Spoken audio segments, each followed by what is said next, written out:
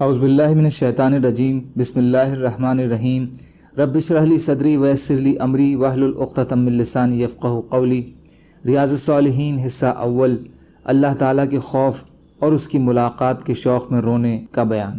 حضرت ابن مسعود رضی اللہ تعالی عنہ سے روایت ہے کہ مجھے رسول اللہ صلی اللہ علیہ وسلم نے فرمایا، مجھے قرآن پڑھ کر سناؤ۔ میں نے کہا، یا رسول اللہ، کیا میں آپ صلی اللہ علیہ وسلم کو قرآن پڑھ کر سناؤں جبکہ قرآن آپ صلی اللہ علیہ وسلم پر اترا ہے؟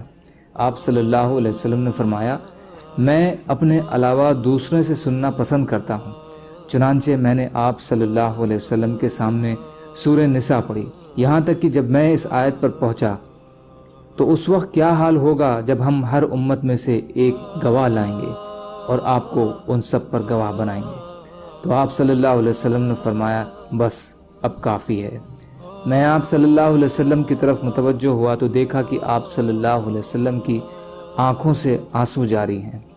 بخاری اور مسلم شریف۔ فائدہ: اس میں اپنے علاوہ دوسروں سے قرآن کریم سننے کا استحباب ہے تاکہ انسان اس میں اور غور و فکر کرے اور سمجھ رکھے، اور قرآن کریم سننے رونے کی ترغیب ہے، اور یہ رونا اسی صورت میں پیدا ہوتا ہے جبکہ قرآن مجید کو لگن سے سمجھ کر پڑھا یا سنا جائے۔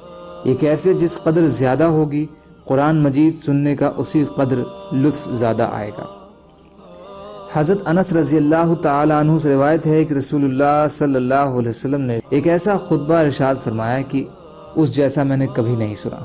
اس میں آپ صلی اللہ علیہ وسلم نے فرمایا، اگر تم وہ باتیں جان لو جو میں جانتا ہوں تو تم تھوڑا ہنسو اور رو زیادہ۔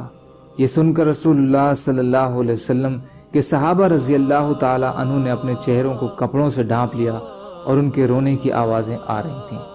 بخاری و مسلم۔ خوف کے باب میں اس کا بیان گزر چکا ہے۔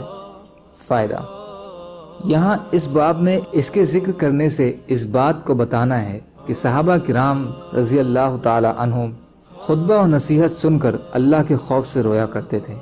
اس میں صحابہ کرام رضی اللہ تعالی عنہ کی اتباع کرنے کی ترغیب ہے کہ خطبہ و نصیحت سن کر ان کی آنکھیں بھیگ جانی چاہیے۔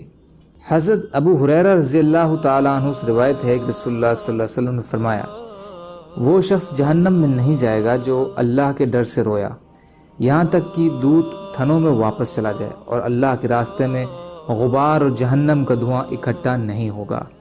ترمذی حسن صحیح۔ فائدہ: ظاہر بات ہے کہ جس شخص کے دل میں اللہ کا اتنا خوف ہو کہ وہ اس کے بنا پر روتا ہو تو وہ کب اللہ کا نافرمانی ہو سکتا ہے؟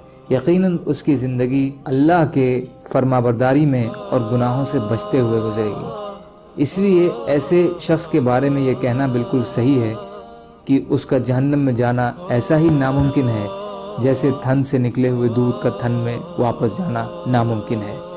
دوسرا، اسی طرح اللہ کی راہ میں جہاد کی بڑی عظمت ہے۔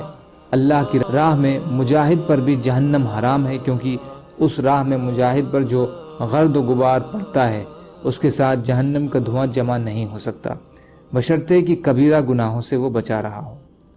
سبحان اللہ و بحمدہ، سبحانک اللہم و بحمدک، اشہد ان لا الہ الا انت، استغفرک و اتوب الیک۔